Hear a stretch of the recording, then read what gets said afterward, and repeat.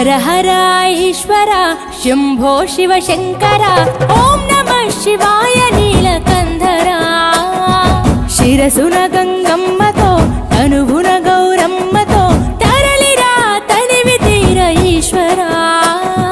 పొలిమేరలో వీరభద్రుడా వెండి కొండ మీద వెల్పు నీవురా ఇలాక పాలకాల భైరవ ఆ పాల నుండి కావరా